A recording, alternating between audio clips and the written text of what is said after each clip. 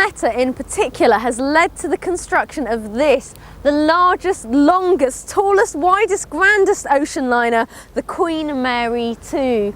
Final touches are being made here in Southampton before she embarks on her maiden voyage. And as I discovered last year, Blue Peter has had a large part to play in the journey so far. In December, I went to see Stephen Payne, a bit of an expert on ships who would hopefully tell me more. I arrived armed with a Blue Peter annual and a rather old episode of Blue Peter. So Stephen, you were an avid Blue Peter viewer. What did you like best about the show?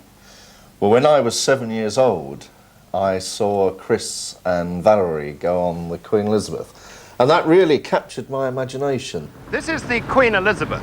She's the largest ocean-going liner in the world, and once every 2 weeks she sails from here in Southampton across the Atlantic to New York in America. Then in 1972, Blue Peter showed the Queen Elizabeth again, this time in Hong Kong Harbour, when she was on fire and sadly she was completely destroyed.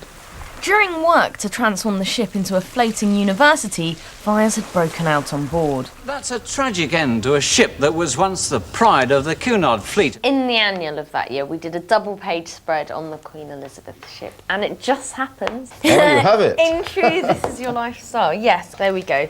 The Queen of the Seas. And it does say, in the last paragraph of the annual, it was a sad moment for everybody who loves great ships. The Queen Elizabeth was the last of a great age, a superliner, and nothing like her will ever be built again. I was very angry with that because I felt that perhaps one day somebody might build a bigger and better ship, and so I wrote to Blue Peter to tell them so. They wrote back, gave me my Blue Peter badge. So what happened next? Because you're all grown up now. Well, I became a naval architect, and I am in fact the designer of the new Queen Mary 2, the largest passenger ship ever built. The Queen Mary 2 launches today and has been called a city at sea. It took 5 years to build, and Stephen is the brains behind it.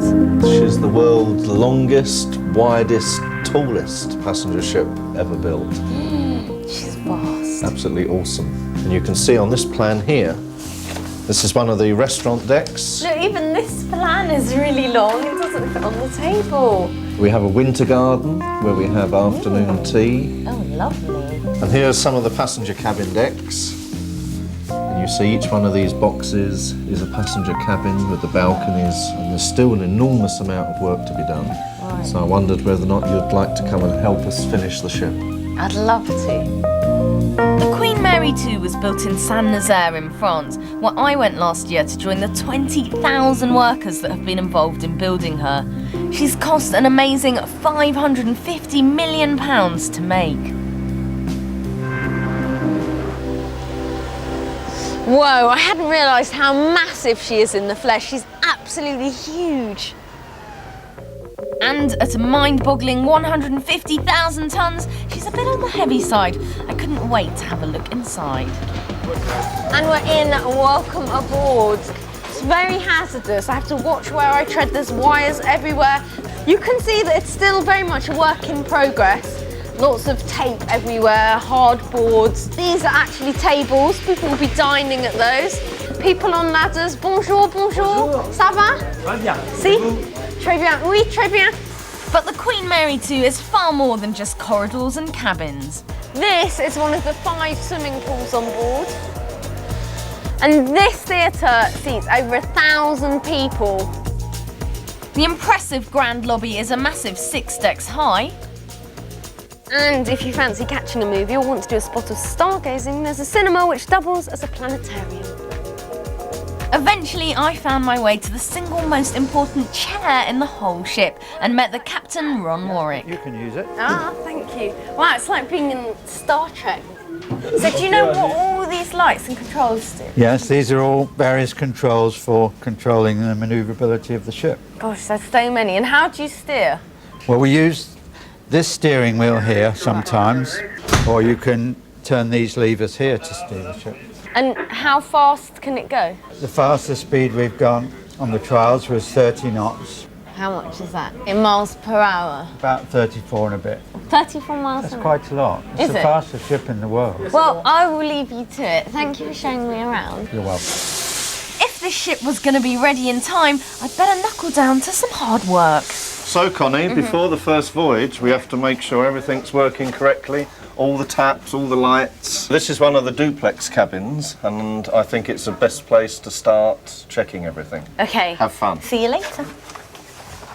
Okay, now, oh wow, shower room. This is the most expensive apartment. Oh gosh, I don't even know how to turn the shower on.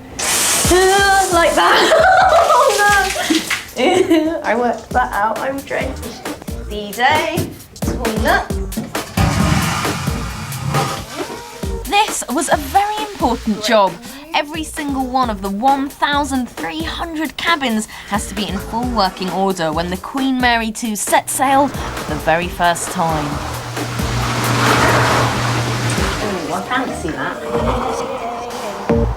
And all the fresh water needed comes from way below deck in the engine room. Connie, this is where we make the fresh water. Okay, so how does that work? Well, seawater is pulled in this way into this big machine where we use the waste heat from the diesel engines, and out comes fresh water. Wow, and how many of these do you have? We have 3 of these on board the ship, and we make enough fresh water to be self-sufficient. Very clever indeed.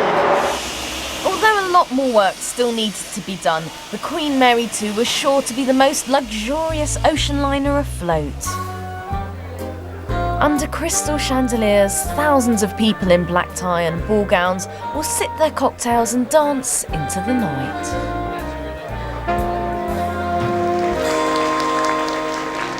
And just 3 weeks later, look at her now. It was such a transformation, sometimes I forgot I was on a ship at all. On Boxing Day, the Queen Mary II sailed gracefully into Southampton, where she was officially named by none other than the Queen. May God bless her and all who sail in her. Today, the 12th of January 2004 marks her maiden voyage to America, and to think something as amazing as this was inspired by Blue Peter. Now Steve, I see that you've got a nice nautical type in there. Would never be without it. I've got something even better than that, which I hope you'll never be without. Here. Wow. Yes, it is our highest accolade, a gold Blue Peter badge. I'm going to pin it on you.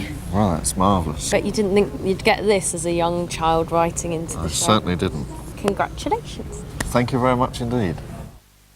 That's amazing. Yeah, so you see, you never know where getting in touch with Blue Peter will lead to great things sometimes. That is a piece of history. Okay, now over the past few months, we've been asking you to get together and bring them by for children with a learning disability.